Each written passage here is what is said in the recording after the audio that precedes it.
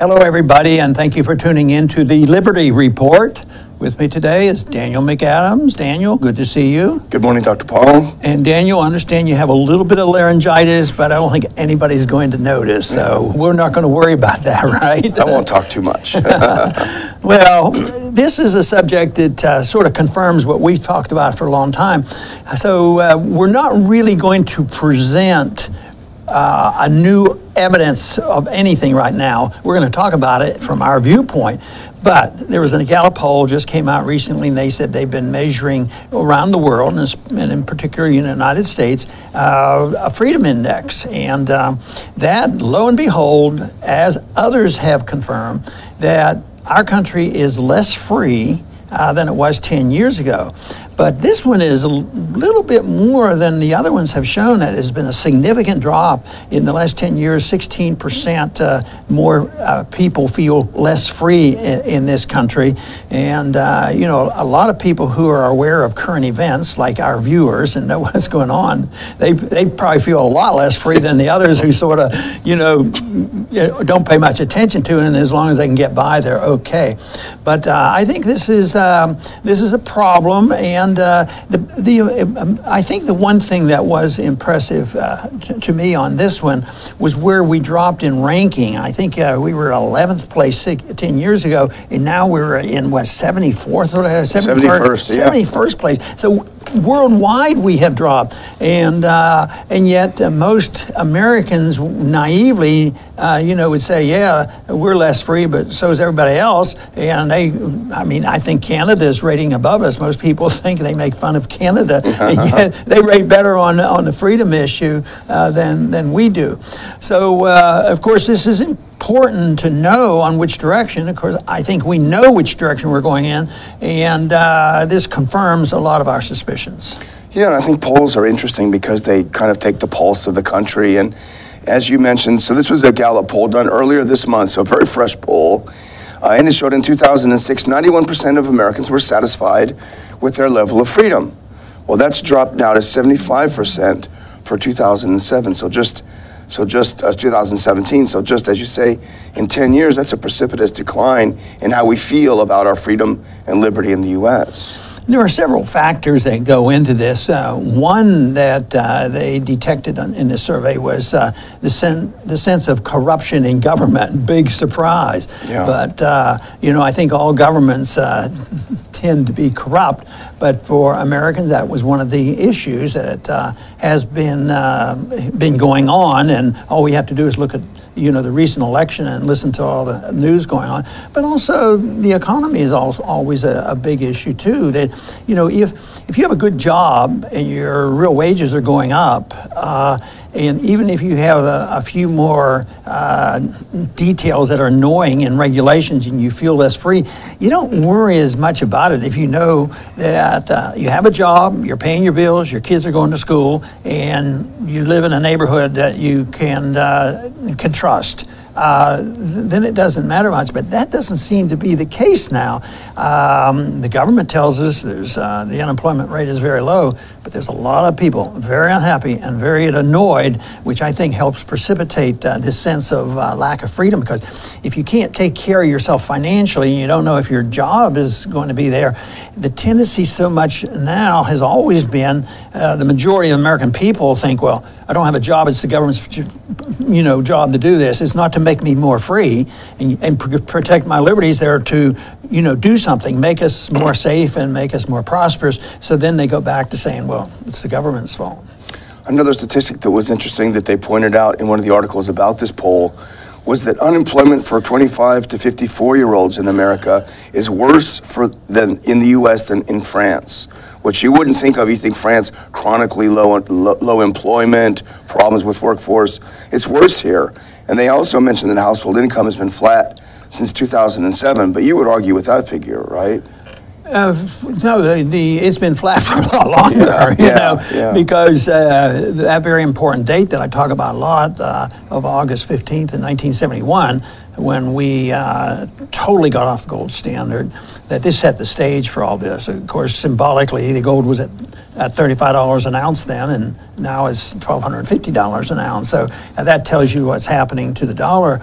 And if you look at a chart, you can find a chart where real wages are essentially flat all this time. So this would be very frustrating. And I would think that some people get a little bit annoyed and probably totally ignore when they hear the government statistics. You know, we have no inflation, and no problems, and jobs are there. Unemployment rates are as low as they've ever been. I don't think they get reassured like the government thinks they should be, you know. Well, what do you think? I mean, I have some ideas in terms of foreign policy and defense of why this has changed, why this has declined.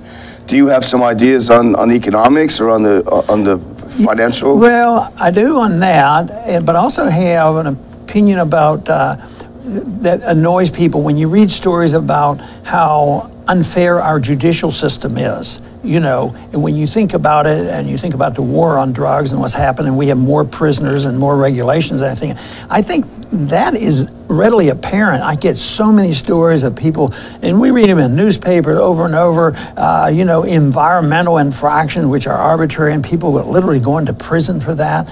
So I think that's you know, a very real problem. But the other thing that I've sort of thought about, and thinking back to 1971 and going off the gold standard, it ushered in an age of a worldwide fiat currency for the first time ever, and that's the U.S. dollar. And there are certain benefits from this. But if that is in any way connected to us seeing loss of liberties, it's not all beneficial. But the benefits are you get to print money and you get to distribute the money and you become very wealthy. But it also distorts things. It causes problems and it causes middle class to suffer more than the wealthy. And I believe what happens is if you have a fiat currency, which everybody has, but we have the world fiat currency, that the people who produce the money have a special amount of control. Then if they have the control of distributing the money, it doesn't necessarily go to the middle class and the poor. It's going to go to another group which further antagonizes people, and then because of the problems, then you need more government regulations. See, for the Federal Reserve shouldn't exist, but they do. They make mistakes, and instead of saying, well, we shouldn't exist, and we need to get out of the business of saying what the money supply should be and what interest rates should be, what they come along and say, well, if we rewrite regulations, you know, and guarantee and deposits and all this thing, we can get out of it. So I think we have created a system where we have a lot of power. It's helped us gain military stature. We do have, and we have retained wealth, but you know, productivity goes down. It's borrowed money, and we're living on borrowed money and borrowed time, because as long as the people trust this dollar, this can happen. But the tragedy is it distorts things, and I think that we may well suffer more from the malinvestment because we have to spend so much more on the military because we're running the world, and that doesn't necessarily help the average person. That's something I've thought about and think it could contribute to this fact that in order to maintain this artificial system, we suffer by giving up more of our liberties. Take foreign policy, for instance. I imagine you can see very well how our foreign policy has blowback. Yeah, I was trying to think of what might be a factor in the perception that we have declined in liberty over the past 10 years, 11 years. Think about what's happened in the meantime.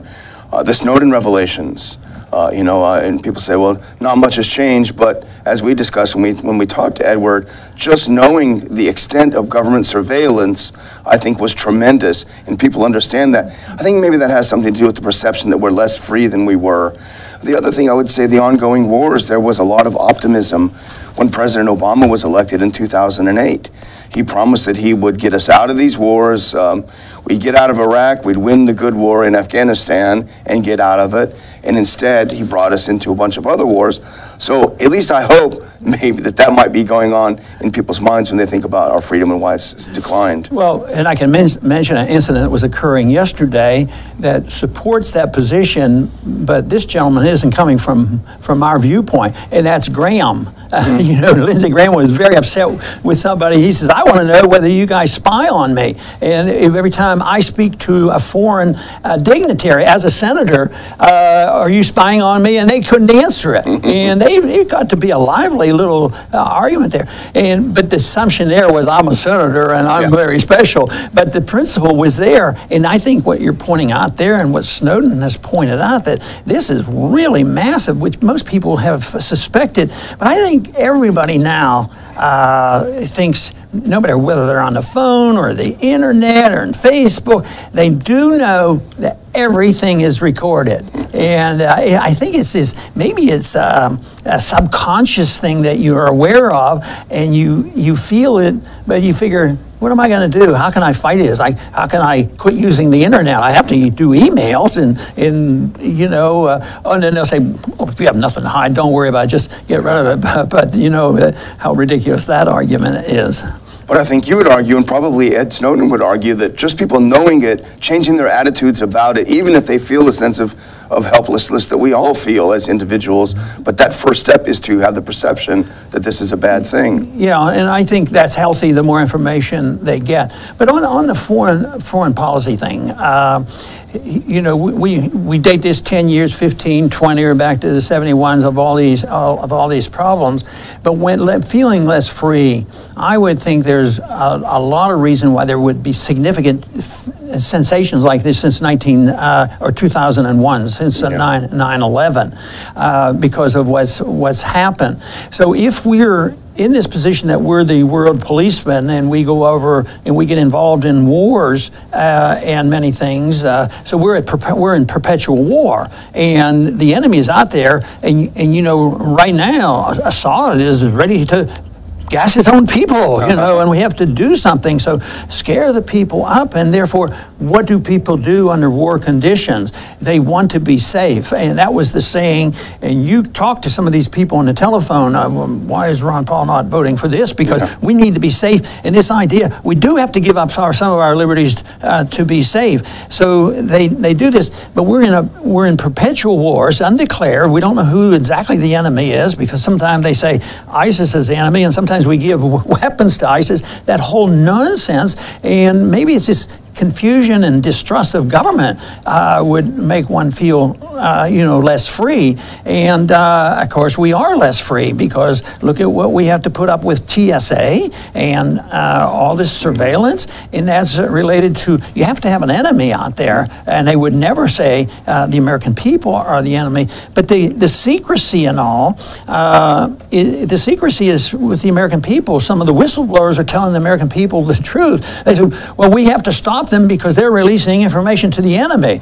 So in a way, they're saying the people are the enemy, and that's why we have to have a real tight security.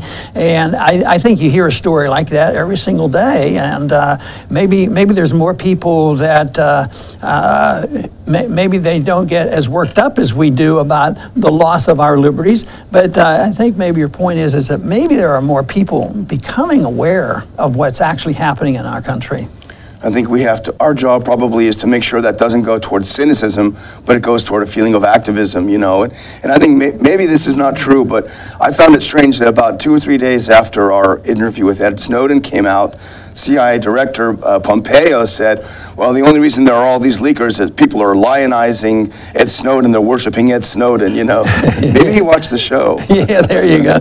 Well, what do you think is going to happen? Are you thinking that maybe there'll be some improvement in our personal liberties here at home, or do we have a long way to go? I think under the current administration, there's not much to be optimistic about. However, I think we have much more opportunities to connect with people.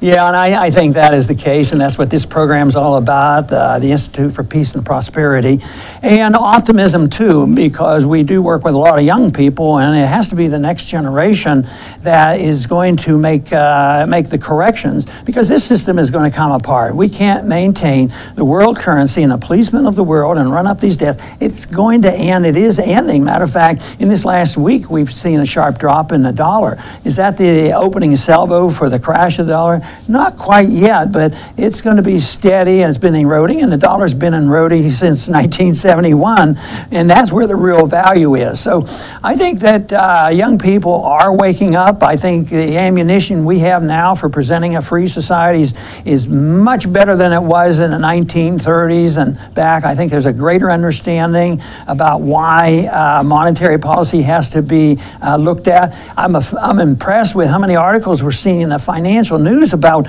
you know, how negative they are toward the Federal Reserve. They better be cautious. But they're talking about the Federal Reserve is so inept, and all they do is make mistakes, and they've messed this up. And I think this is all good, but there has to be a replacement, and that's what we hope we can do, is participate in presenting this this alternative to what we have. And it is the issue of liberty, the importance of individuals being responsible for oneself, and not accepting globalism at the point of a gun, and not accepting fiat money because gold is archaic and can't be used, to present the case. And there's a vacuum out there now, but the vacuum is going to get much bigger. The opportunity is going to be just fantastic as long as there's enough of us to get out there and present the case for liberty. I want to thank everybody for tuning in today to the Liberty Report. Please come back soon.